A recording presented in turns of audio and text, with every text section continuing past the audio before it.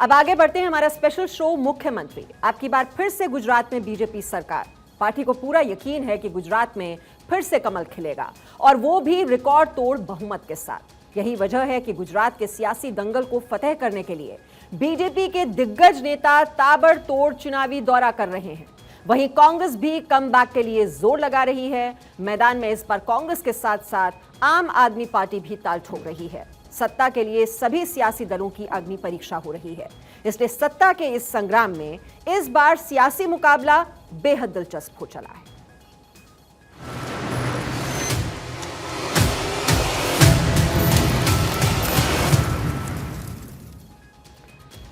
तो गुजरात विधानसभा चुनाव के लिए भारतीय जनता पार्टी जोर शोर से प्रचार में जुटी हुई है। बीजेपी इस बार के विधानसभा चुनाव में कोई कोर कसर नहीं छोड़ना चाहती, लिहाजा पार्टी ने इसके लिए खास रणनीति बनाई है ताकि विधानसभा चुनाव में रिकॉर्ड सीट से जीत दर्ज की जाए। तो क्या है बीजेपी की स्ट्रैटेजी, समझिए इस रिपोर्ट में।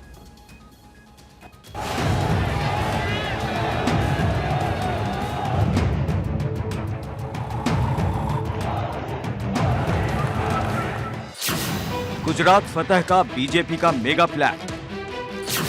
एक साथ 82 क्षेत्रों में करेंगे जनसभा। पीएम मोदी समेत कई दिग्गज करेंगे जनसंपर्क। गुजरात के गदर में बीजेपी फुल एक्शन में है। विधानसभा चुनाव में कोई कोर कसर न रह जाए, इसलिए बीजेपी खास रणनीति बना रही है। स्ट्रेटेजी ऐसी बनाई जा रही है कि सूबे में ज्यादा से ज्यादा नागरिकों तक बीजेपी के नेता पहुंच सके।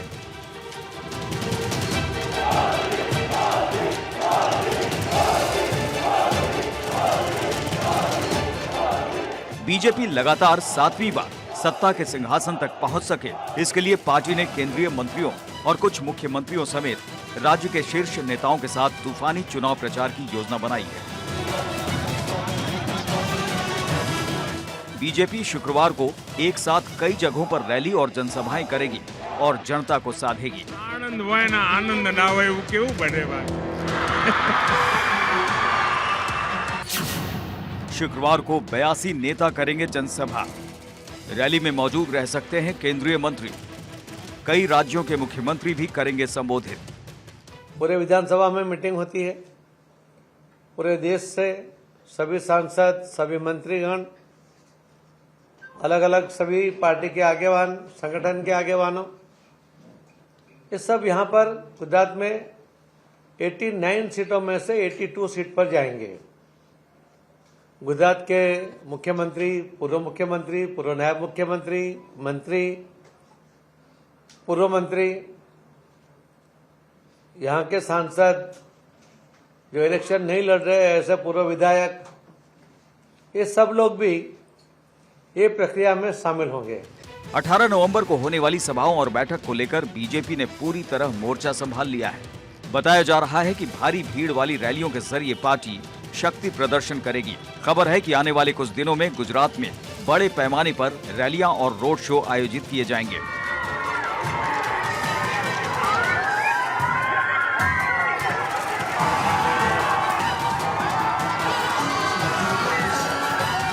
गुजरात के प्रचार अभियान की कमान अब प्रधानमंत्री नरेंद्र मोदी संभालने वाले हैं। 19 नवंबर से लेकर 21 नवंबर यानी 3 दिनों तक पीएम मोदी ताबड़तोड़ रैलियां करेंगे।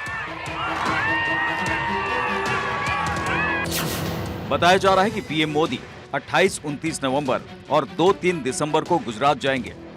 पीएम मोदी समेत बीजेपी के दिग्गज करेंगे जनसंपर्क। 6 मोहल्लों में जा सकते हैं पीएम मोदी। अमित शाह, जेपी नड्डा समेत कई दिग्गज करेंगे जनसंपर्क। राजनाथ सिंह, योगी आदित्यनाथ भी बांटेंगे घर घर पर्चा।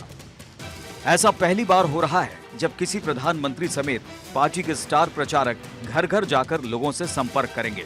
हालांकि इससे पहले गृह मंत्री अमित शाह यूपी विधानसभा और ग्रेटर हैदराबाद म्युनिसिपल चुनाव में घर घर जाकर लोगों से संपर्क कर चुके हैं। मगर गुजरात चुनाव बीजेपी के लिए खास है क्योंकि ये पीएम मोदी और अमित शाह का गृह राज्य है और साथ ही बीजेपी का गढ़ है। यही वजह है कि दुनिया की सबसे बड़ी पार्टी बड़ा रिकॉर्ड बनाने के लिए पूरी तरह मुस्तैद है। Bureau report, Bharat 24। तो गुजरात में विधानसभा चुनाव प्रचार जोरों पर है और ऐसे में पीएम मोदी गुजरात के लोगों को साधने में कोई कसर नहीं छोड़ना चाहते। हाल ही में पीएम मोदी G20 की बैठक में शिरकत करने के लिए बाली गए थे, जहां उन्होंने कई देशों के राष्ट्राध्यक्षों को खास गिफ्ट पेश किए। ये सभी गिफ्ट्स आपको बता दें, गुजरात और हिमाचल के कारीगरों के हाथ के बने हुए।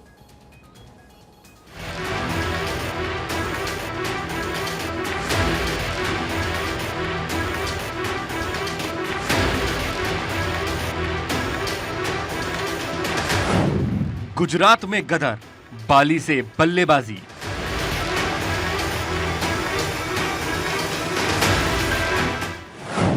मंच ग्लोबल, नजर गुजराती लोकल। मेहमानों को गिफ्ट, गुजरातियों को संदेश।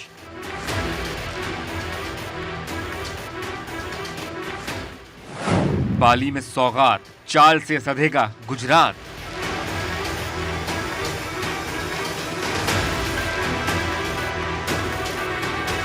बाली की इस तस्वीर को देखकर देखने वाले यही समझेंगे कि विदेशी मेहमानों को यह पीएम मोदी का महज एक गिफ्ट है, लेकिन चुनावी दौर में पीएम की इस चाल में बड़ा संदेश है। देश में चुनावी दौर है, ऐसे में हर चाल के सियासी मायने होते हैं। पीएम मोदी ने बाली की धरती से गिफ्ट के जरिए गुजरातियों को बड़ा संदेश दिया है। दरअसल विदेशी मेहमानों को इस सौगात से गुजरात की जनता को साधना है। आपके मन में सवाल होगा कि आखिर कैसे, तो एक बार फिर से इन गिफ्ट को गौर से देखिए।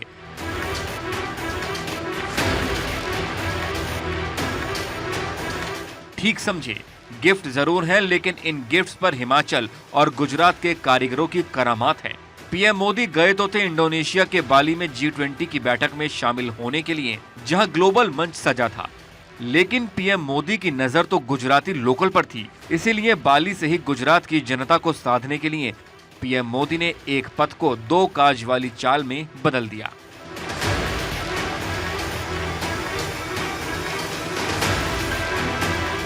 प्रधानमंत्री नरेंद्र मोदी का अपना एक नजरिया है, अपना एक अलग अंदाज है। इसलिए जब भी विदेशी मेहमानों से मिलते हैं तो तोहफा जरूर देते हैं। बाली में भी G20 की बैठक के दौरान पीएम मोदी ने कई देशों के नेताओं से मुलाकात की और आदर अनुसार उनको गिफ्ट दिए। और जो गिफ्ट दिए वो सभी गुजरात और हिमाचल के कारीगरों ने अपने हाथों से बनाए थे। हिमाचल में तो चुनाव संपन्न हो गया है, मगर गुजरात में सियासी गदर अभी भी जारी है। ऐसे में पीएम मोदी ने सौगात के जरिए अपने गृह राज्य की जनता को संदेश देने की कोशिश की कि धरती विदेशी जरूर है, लेकिन मोदी के दिल में गुजरात बसता है।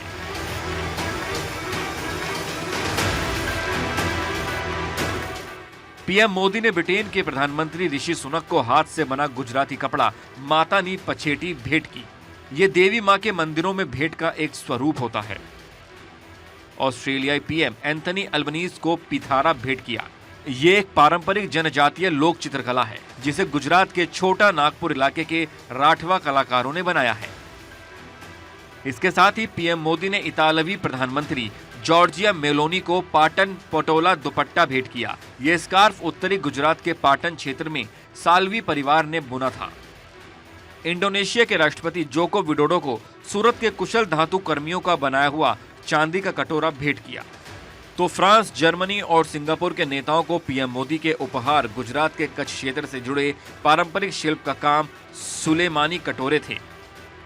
पीएम मोदी ने अमेरिकी राष्ट्रपति जो बाइडेन को कांगड़ा लघु चित्रों के उपहार दिए, जो श्रृंगार रस को चित्रित करते हैं। प्रधानमंत्री नरेंद्र मोदी ने न केवल गिफ्ट के जरिए गुजरात के लोगों को साधने की कोशिश की, बल्कि भारतीय मूल के लोगों को संबोधन के दौरान गुजरात की तीन बार चर्चा की। पीएम मोदी ने पतंग उत्सव से लेकर द्वारकाधीश तक का जिक्र किया। बाली का जन जन महाभारत की गाथाओं के साथ बड़ा होता है, और मैं तो द्वारकाधीश भगवान कृष्ण की धरती गुजरात से यहां पला बड़ा हूं। मेरा तो जीवन वहीं बीता हुआ है। बाली के लोगों की जैसी आस्था महाभारत के लिए है, भारत में लोगों की वैसी आत्मीयता बाली के लोगों के लिए भी है। दरअसल गुजरात से काफी संख्या में लोग विदेश चले जाते हैं। ऐसे में पीएम मोदी विदेश में बसे गुजरातियों को लुभाने में कोई कोर कसर नहीं छोड़ते। चुनाव के दौरान गुजराती वोटर कितना अहम है, इस आंकड़े से पता चल जाएगा। 2001 से 2021 तक 60 लाख गुजराती विदेश गए थे। ज्यादातर गुजराती विदेश में ही रह गए। 2014 से 2019 के बीच 1.77 लाख गुजराती छात्र विदेश गए। 2014 से 2019 के बीच 1.98 लाख गुजराती रोजगार के लिए गए। यानी पीएम मोदी का तन भले ही बाली में रहा हो, लेकिन मन गुजरात में लगा हुआ था। यही वजह है कि उन्होंने 1000 किलोमीटर दूर से गुजरातियों के लिए अपनी बीजेपी के लिए बल्लेबाजी की और सौगातों के जरिए अपने गृह राज्य को साधा। Bureau report, Bharat 24। और गुजरात विधानसभा चुनाव की जैसे ही घोषणा हुई, उसके पहले हफ्ते में कांग्रेस में इस्तीफों की लाइन लगी हुई थी और अब पार्टी कार्यकर्ताओं ने पार्टी नेतृत्व के खिलाफ आवाज बुलंद कर दी है। टिकट न मिलने से नाराज पार्टी कार्यकर्ता पिछले कई दिनों से हंगामा कर रहे हैं और पार्टी दफ्तर में तोड़फोड़ कर रहे हैं। गुजरात कांग्रेस में नाराजगी, टिकट बंटवारे पर संग्राम, नाराज कार्यकर्ताओं ने काटा बवाल।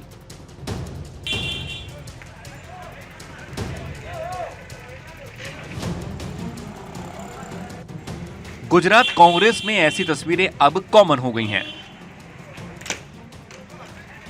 आए दिन गुजरात कांग्रेस के दफ्तरों में तोड़फोड़ की घटनाएं हो रही हैं। कांग्रेस के कार्यकर्ता हंगामा करते दिख रहे हैं। ये तस्वीरें गोधरा की हैं, जहां टिकट न मिलने से कार्यकर्ता इतने नाराज हो गए कि पार्टी कार्यालय में जमकर बवाल काटा। ये तस्वीर महज बानगी है, क्योंकि ऐसे विजुअल्स कई शहरों से आ रहे हैं। देहगाम निर्वाचन क्षेत्र से पूर्व विधायक कामनी बा को टिकट नहीं दिए जाने पर पार्टी कार्यकर्ता सड़कों पर उतर आए। उम्मीदवार के चयन को लेकर कांग्रेस में रार पिछले कई दिनों से देखी जा रही है। कुछ दिन पहले जमालपुर विधानसभा सीट से इमरान खोड़ावाला को फिर से प्रत्याशी बनाए जाने पर कांग्रेसी भड़क गए। ऐसे भड़के कि पार्टी कार्यालय में ही तोड़फोड़ शुरू कर दी।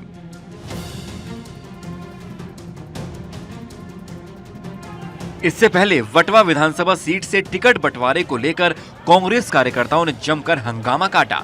कार्यकर्ताओं ने कांग्रेस नेता भरत सिंह सोलंकी के खिलाफ नारेबाजी करते हुए पोस्टर जला दिए थे।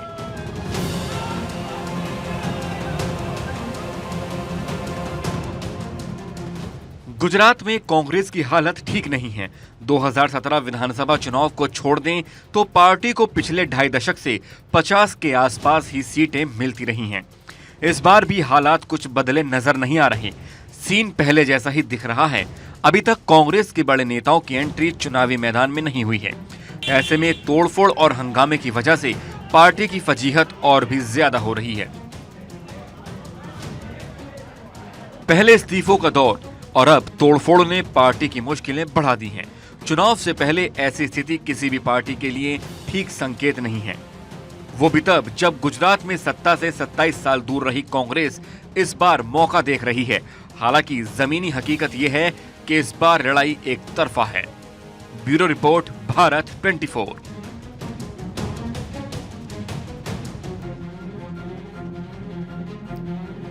गुजरात और हिमाचल प्रदेश विधानसभा चुनाव के बीच बीजेपी ने 2024 के लिए तैयारियां शुरू कर दी हैं। बीजेपी ने इसको लेकर बैठक की और ऐसी 144 सीटों की समीक्षा की जहां बीजेपी अपना प्रदर्शन कमजोर मानती है। पार्टी अध्यक्ष जेपी नड्डा के नेतृत्व में बैठक की गई और इसको लेकर कई अहम फैसले लिए गए। आलाकमान का सुप्रीम आदेश, लोकसभा के लिए टारगेट तय कर दिया गया है। कमजोर सीटों पर फोकस के आदेश दिए गए हैं। केंद्रीय मंत्री दिसंबर तक दौरा करेंगे। 144 लोकसभा क्षेत्रों में विजिट करेंगे। जगह जगह जन संवाद करेंगे। पीएम मोदी भी मिशन से जुड़ सकते हैं, ऐसी जानकारी मिल रही है। मोदी मिशन के तहत कर सकते हैं रैली। और भारत 24 गुजरात की हर सीट का विश्लेषण आपको दिखा रहा है। यह विश्लेषण चुनाव एक्सपर्ट डॉक्टर कुमार गणेश ने भारत 24 के लिए किया है। आज हम आपको अमरेली जिले का विश्लेषण दिखाएंगे। आपको बताएंगे कि किस सीट पर क्या हालात बने हुए हैं। तो अमरेली जिले की जब हम बात करते हैं तो उनके मुताबिक, डॉक्टर गणेश के मुताबिक बीजेपी के खाते में 4 सीटें जाएंगी और कांग्रेस के खाते में 1 सीट और अदर्स के खाते में 0 सीट। अब आपको अमरेली जिले की सीट के बारे में जानकारी दे दें और दिखाते हैं डॉक्टर कुमार गणेश ने किस सीट पर क्या विश्लेषण किया है। तो उनके मुताबिक जो धारी सीट है वो बीजेपी के पास जाएगी। अमरेली में बीजेपी की स्थिति मजबूत नजर आ रही है।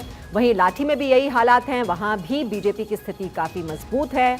सावरकुंडला में भी बीजेपी सीट जीत जाएगी, ये उनका विश्लेषण कहता है, लेकिन राजूला जाएगी कांग्रेस के खाते में। और वहीं 2017 में आपको बता दें, कांग्रेस के खाते में गई थी धारी सीट। कांग्रेस के टिकट पर जयसुख भाई वल्लभ भाई काकड़िया निर्वाचित हुए। काकड़िया बाद में बीजेपी में शामिल हुआ और उपचुनाव में वो शामिल हो गए थे और फिर से वहां से निर्वाचित हुए। इस बार फिर बीजेपी ने जयसुख भाई वल्लभ भाई काकड़िया को मैदान में उतारा है। इस सीट पर आपको बता दें पाटीदार वोटरों का दबदबा है। अब अमरेली सीट के बारे में आपको जानकारी दे दें, पिछले 2 चुनाव से इस सीट पर कांग्रेस का कब्जा रहा है। 2012-2017 में परेश धनानी इस सीट से निर्वाचित हुए। परेश धनानी एक बार फिर इस सीट पर कांग्रेस प्रत्याशी बने। बीजेपी से इस बार कौशिक भाई कांति भाई वेकरिया मैदान में हैं।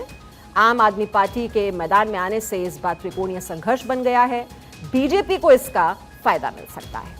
वहीं लाठी सीट की बात की जाए तो कांग्रेस के खाते में गई थी अमरेली की ये सीट। कांग्रेस नेता वीराजी भाई थम्मर इस सीट से निर्वाचित हुए। बीजेपी ने इस बार जनक भाई पूना भाई तलाविया पर भरोसा जताया है। कोली और लेउआ पाटीदारों का इस सीट पर दबदबा रहता है। सावरकुंडला सीट की बात की जाए तो सावरकुंडला में बीजेपी और कांग्रेस के बीच कांटे की टक्कर। 2017 में कांग्रेस के खाते में गई थी ये सीट।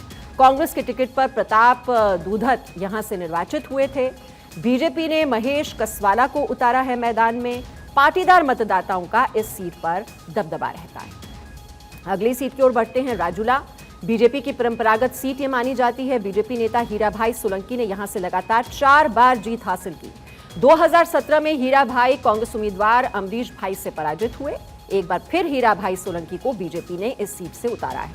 इस सीट पर बीजेपी और कांग्रेस के बीच रोमांचक मुकाबला है। और अब आगे बढ़ते हैं और